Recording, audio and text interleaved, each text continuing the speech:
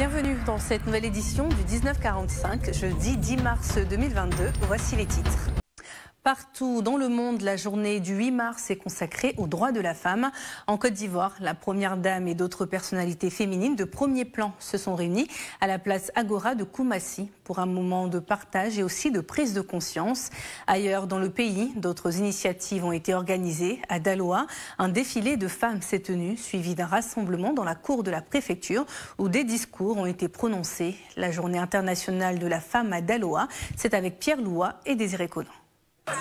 Les femmes du département de Daloa ne sont pas restées en marge de la célébration de la Journée internationale des droits de la femme. Ici, l'on peut se réjouir en voyant des femmes en activité, bien qu'ayant été obligées d'arrêter l'école ou étant analphabètes. C'est le cas de Korotoumou et Fatim, mécaniciennes. Au début, c'était un peu bizarre. Je prenais ça à la légère. Mais je crois que ça fait maintenant quelques mois que je suis dedans et j'ai vu, si je me concentre là-dessus, peut-être demain ça peut être mon métier favorable. Donc j'aimerais conseiller à mes sœurs de faire pareil comme moi. C'est un métier qui est très bon et qui rapporte des mains. La commémoration de l'édition 2022 de cette journée vise non seulement à lutter pour les droits de la femme, mais aussi à promouvoir leur autonomisation, notamment à travers l'entrepreneuriat. Pour Sandrine, pas question de compter sur les hommes. Aujourd'hui responsable d'une boutique de cosmétiques, elle exhorte les femmes à être autonomes et appelle au soutien de l'État. La journée ne soit pas une journée seulement pour les femmes, pour fêter, pour danser, pour manger. Mais nous devons comprendre quelque chose, que cette journée est marquée pour les femmes battantes. Les femmes, nous devons s'élever. Nous ne devons pas compter seulement sur les hommes. On doit être autonome.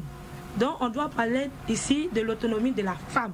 Ce n'est pas uniquement la nourriture ou bien la danse. Donc j'exhorte mes soeurs vraiment d'être autonomes, de se battre pour la vie et pour se battre pour tout ce qui se passe pour les femmes. L'acte officiel de la Journée des droits de la femme à Daloa, c'était aussi un défilé qui s'est achevé dans la cour de la préfecture. Reconnaissant les efforts de l'État pour les droits de la femme, Madame Nguessan, présidente d'une association de femmes, plaide pour le plein exercice de leurs droits en Côte d'Ivoire. Nous disons vraiment merci à toutes mes sœurs, parce qu'aujourd'hui c'est la journée internationale de la femme. Vous voyez que nous les femmes, nous sommes sortis nombreux. Et ce que nous demandons au gouvernement, je pense que dans le droit de la femme, ils ont déjà fait beaucoup.